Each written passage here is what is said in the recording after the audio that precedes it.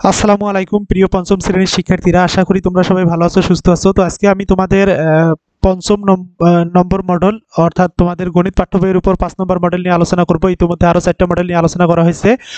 তো তোমাদের উত্তর সহ মডেলগুলো আলোচনা করা হয়েছে। তোমরা একটু প্র্যাকটিস করো যে একটি টেবিলের দাম 5,000 টাকা হলে 500টি টেবিলের দাম কত। উত্তর হবে এটা খ।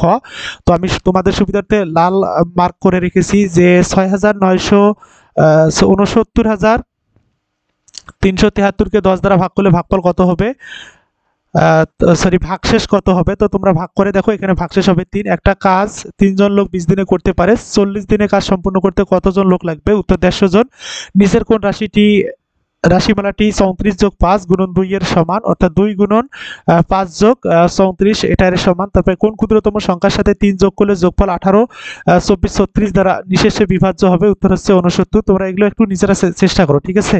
তারপর উত্তর দেখো, তোমরা ইতিমধ্যে জানো আমার এই চ্যানেলটিতে তোমাদের সকল বৃত্তি পরীক্ষার সকল বিষয়ের উপর প্রতিনিয়ত ভিডিও আপলোড করা হয়। তোমরা অবশ্যই চ্যানেলটি সাবস্ক্রাইব করে পাশে থাকা বেল আইকনটি অন করে দাও। আর যারা ফেসবুক পেজে দেখতেছো তারা অবশ্যই পেজটাকে ফলো করে দাও। কোন ভগ্নাংশে পূর্ণ সংখ্যার সাথে প্রকৃত ভগ্নাংশ যুক্ত হয়। উত্তর হচ্ছে মিশ্র। 0.07 গুণন 9 সমান কত। 0.063। 0.1 গুণন 0.03 গুণন 0.005 সমান কত।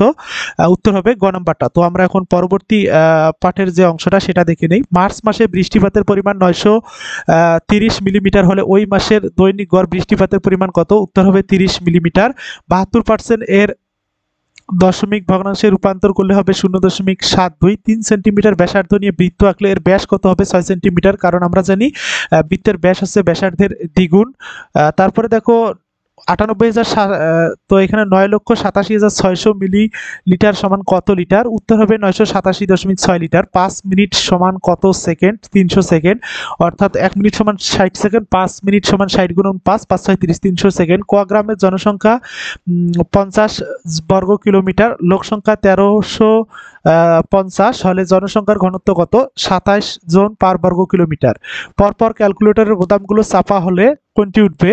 তো এখানে দেখো, এটা পরপর যদি চাপা হয় তাহলে হবে 31.8। তো দুইটা এখানে প্রশ্ন দেয়া আছে, প্রশ্ন দুইটাও তোমরা একটু খেয়াল করো। একজন বিক্রেতা ক্রয় মূল্যের চাইতে 12% কমে 7,040 টাকা একটা টেবিল বিক্রি করে। টেবিলটির ক্রয় মূল্য কত ছিল। তারপরে বলা হয়েছে একটা বোতলে 75 সেন্টিলিটার তেল আছে। শান্তি ওই বোতল থেকে 180 মিলিলিটার তেল ব্যবহার করার পর বোতলে কত লিটার তেল অবশিষ্ট আছে। এটা তোমাদের বোর্ড বইয়ের অঙ্ক, তাই আমি করে দিলাম না। উপরের অঙ্কটা যে আছে দেখো, একটা বিক্রেতা 12% ক্রয় মূল্যের চাইতে 12% কমে এত টাকা একটা টেবিল বিক্রি করে। ক্রয় মূল্য কত।